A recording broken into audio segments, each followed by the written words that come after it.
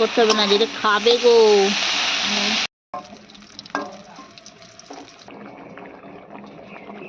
Hello everyone, good morning, welcome to সঞ্চিতার daily lifestyle blog. আর আমি সঞ্চিতা চলে এসেছি আপনাদের কাছে একটা নতুন ব্লগ নিয়ে। আর সকালবেলায় দেখো একটা ইলিশ নিয়ে চলে এসেছি। আর ইলিশটা প্রথমে আমি ভালো করে বেছে নেব, আর বেছে ইলিশটা কাটবো। তো আজকে ভাবছি বানাবো ইলিশ সর্ষে পোস্ত। তো খেতে বেশ দারুণ লাগে, ইলিশের যাই রান্না করা হয় না কেন ইলিশ খেতে দারুণ লাগে। আর এখন তো বর্ষা সেইভাবে এখনও মানে বর্ষা নেই বললেই চলে, এখন গরমকাল। আর গরমকালেও ইলিশটা এখন যেহেতু সব সময় পাওয়া যায়, তো তার জন্য ইলিশটা নিয়ে আসা হয়েছে। তো দেখো ইলিশটা আমি কাটতে বসে গেছি। আর ইলিশটা বেশ ভালোই ছিল, মোটামুটি শক্তও ছিল দেখতেই পাচ্ছ। আর আঁশগুলো ছাড়িয়ে আমি ইলিশটার পিস করে নেবো। অন্য সময় ইলিশগুলো আনা হয় অতটা ভালো হয় না, তো এই ইলিশটা বেশ তাজা ছিল দেখতেই পাচ্ছ, এত সুন্দর ছিল।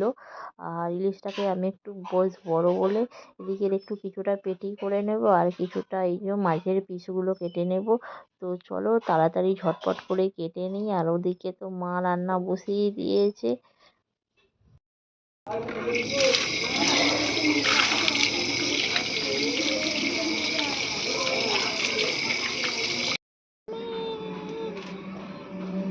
নুন আর একটু হলুদ দাও।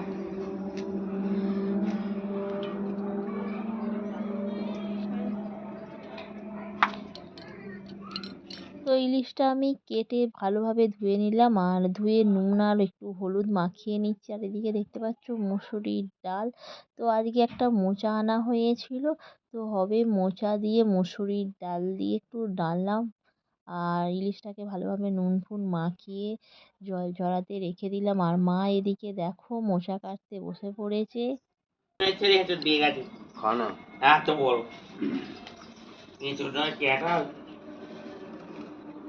যাকে নিয়েছে বলে সেই কাটবে।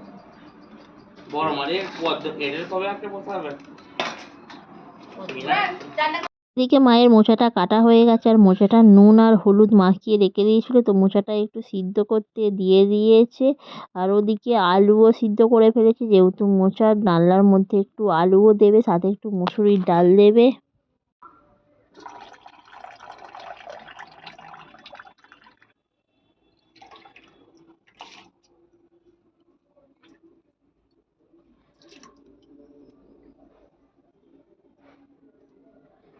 আর এদিকে আমি শিলের মধ্যে মশলা বাটবো বলে বসে পড়েছি। তো নিয়ে নিয়েছিলাম কাঁচা লঙ্কা, সাথে নিয়ে নিয়েছিলাম পোস্ত, আর একটু সাদা কালো সর্ষে নিয়ে নিয়েছি।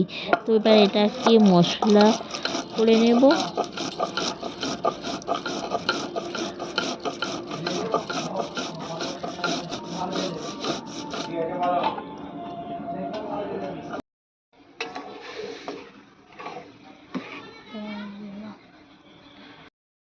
আমার মায়েরা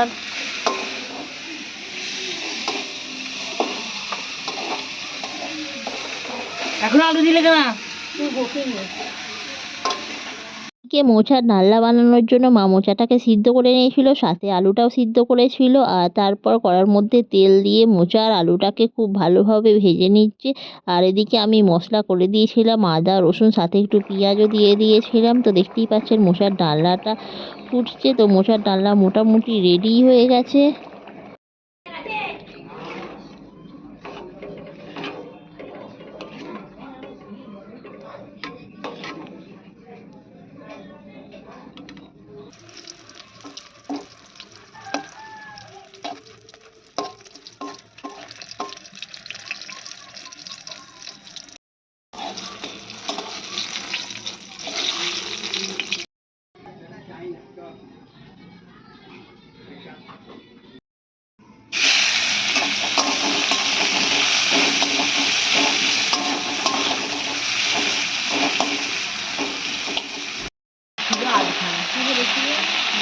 ওই লেবুটা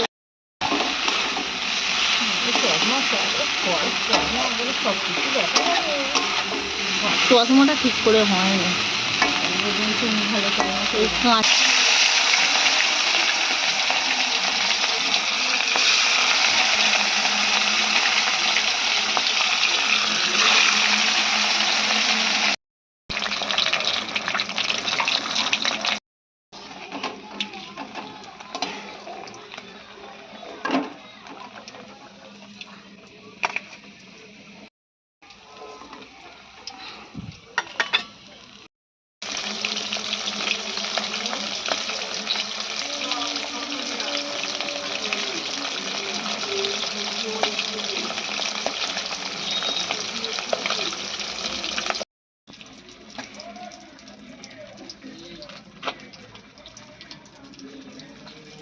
মাছগুলো আমি ভেজেই নিলাম, আর ভাজা হয়ে যাওয়ার পরে একটু কালো জিরে দিয়ে দিয়েছিলাম। আর এদিকে দেখতে পাচ্ছেন সর্ষে পোস্ত ভালো করে মশলাটা মিশ্রণ করে নিয়েছিলাম। আর এবার ঢেলে দেব তেলের মধ্যে। তো এটা তেলের মধ্যে দিয়ে দিলাম, আর তেলের মধ্যে একটু হালকা নাড়িয়ে নিলাম। নাড়িয়ে নিয়ে এর মধ্যে একটু জল দিয়ে দেব। আর এটা ভালো ভাজবো না, কারণ যেহেতু সর্ষে আছে, তো সর্ষে আর পোস্ত তো বেশি ভাজবো না, এর মধ্যে একটু জল দিয়ে দেব।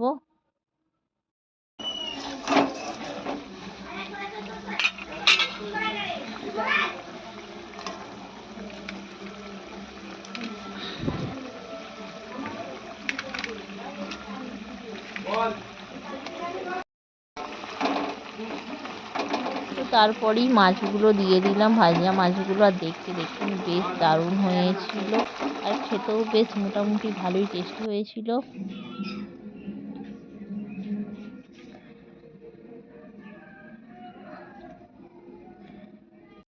তো হয়ে গেছে ইলিশের ঝাল। তো কেমন হয়েছে কমেন্ট করে অবশ্যই জানাবেন। আর রান্নাবান্না সমস্ত কিছু শেষ হয়ে গেল, চলে এলাম দুপুরের খাবার খেতে।